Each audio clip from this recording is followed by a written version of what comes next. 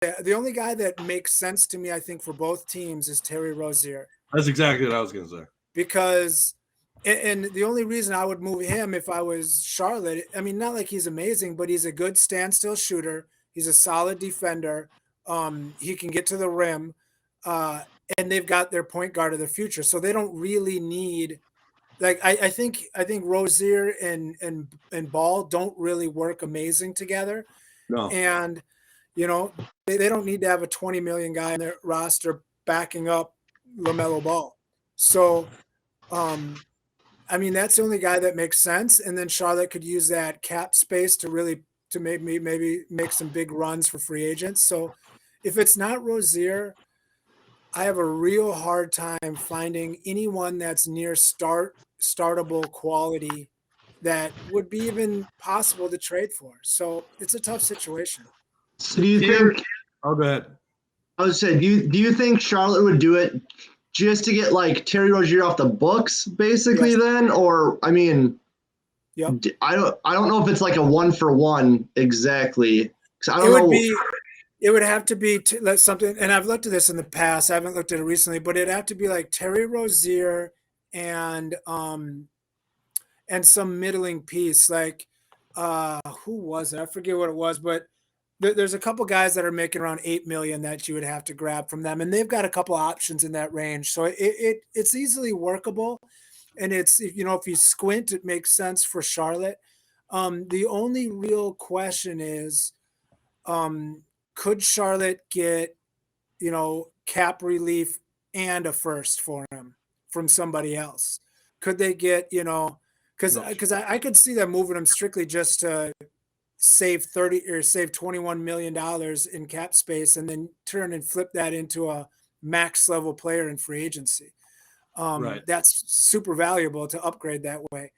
But it just depends if some other team will offer more in assets for him. But I mean, $32 million in cap relief is a real big thing. Go ahead, Gabe. No, I was just going to say, and that's the reason I shared this.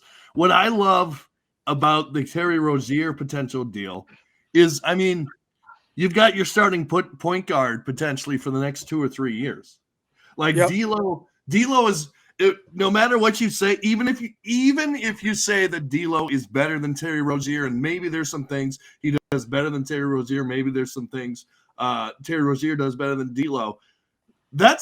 I don't know how they did it, but that's a pretty good contract for a 28-year-old Terry Rozier. 4 years, $96 million. It's not bad. I feel like he's on one of the best contracts in the NBA, in my opinion. I'm huge on Terry Rozier. Like, I think he's a really good player. I've seen him kill us time after time again. I think that D'Lo for Terry Rozier, it would be a lateral move, but you lock up a point guard at a low value that you could go and sign at. Go ahead, Blake. Yeah, I was just gonna say, I don't know I don't dislike this idea. I just don't know who has the leverage here when you have D'Lo in contract year and Hornets are trying to shave money versus us trying to lock up a guy, and they'll say, like, we have the guy you want to lock up, but he's also, you have him for 3 years versus we're getting your guy for 3 months.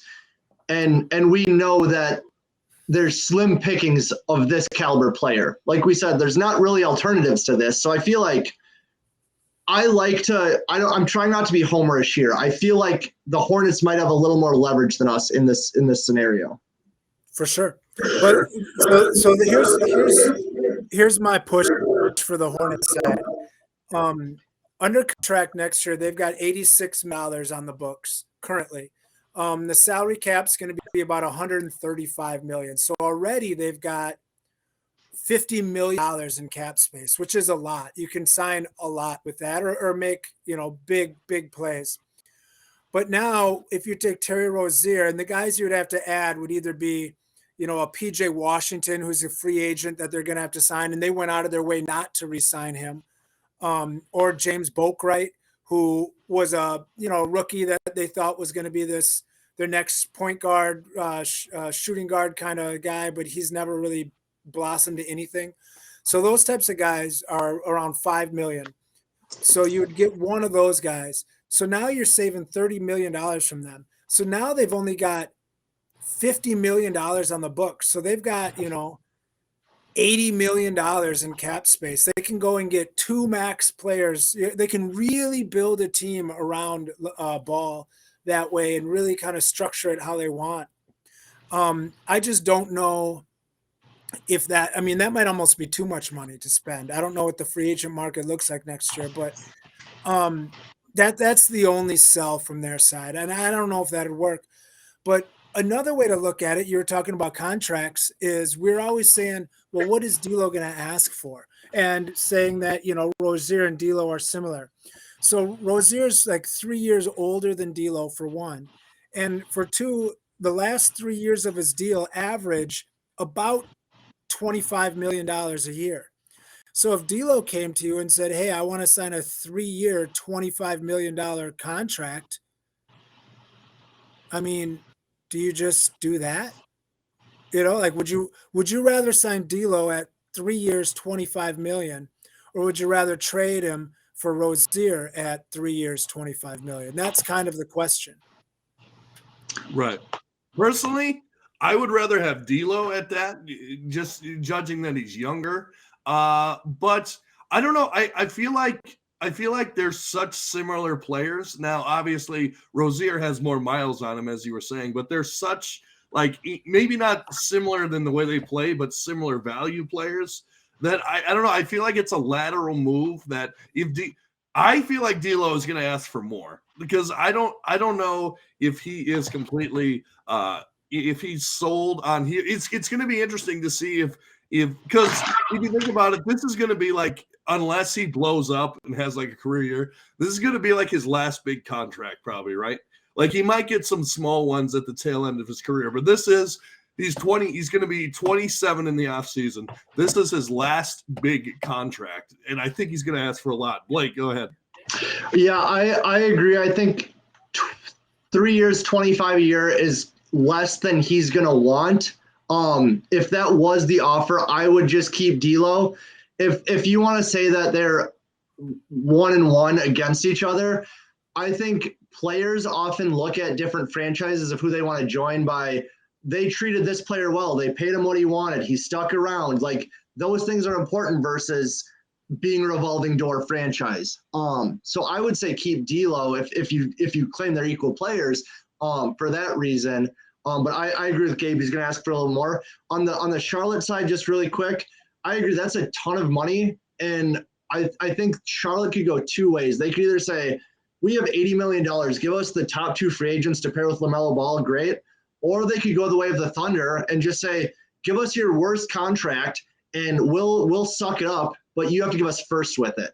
And being young and like having nobody else but LaMelo Ball that you really want to build around, like I don't think they'd be dumb for going with the Thunder strategy. I agree. Well, here's the quick thing. The Hornets, they need to decide, and I think the answer is no, because they have him on the books for like 3 or 4 more years. Is Terry Rozier a part of the long-term plan for the Charlotte Hornets? And if he is, then you keep him. If not, then you look to deal him, and a 1 year and he's off the books, D'Lo might be a good move. Chris, go ahead. Yeah, and that's I think that's important. I think you can do both. I think you can move him for D'Lo. You can get all that cap space and then even reap more of those bad contract first round pick kind of deals. One thing that you mentioned, Gabe, that I think is an interesting take and something that I think is important is their attitudes are different. Rozier, in the limited time that I've watched him, has got that bulldog in him. He's got that defensive guy. Like he'll try to lock up the point guard on defense. He's a real downhill, like hard driver to the rim. Kind of is that kind of spirit, more in the Anthony Edwards type spirit. And I think, that goes a long ways. One of my things I hate the most about D'Lo, and I've beat it to death on here, is how he tries to make things, I feel like, make it look too easy. And I think that sort of laissez-faire style isn't conducive to winning basketball games as a team. And it's possible that we'll need a culture change, which might be why we trade him. Not so much talent wise, but just attitude wise. Mm-hmm. Yeah, absolutely. Yeah, maybe. Yeah, maybe we need a different piece around someone like Karl Anthony Towns, and maybe that turns around Karl Anthony Towns' attitude as well. Now, I've never seen D'Lo as like having a bad attitude, but like you said, Right. Terry Rozier definitely has the killer instinct that I've seen time and time again. Also, he's been a winner, not necessarily a championship winner, but he's been a winner at Boston. I mean, Yep. what has D'Lo done? Like made the playoffs twice? Like what you hear? Check out the Everything's Coming Up Timberwolves podcast on this very YouTube channel. The best Wolves talk on YouTube.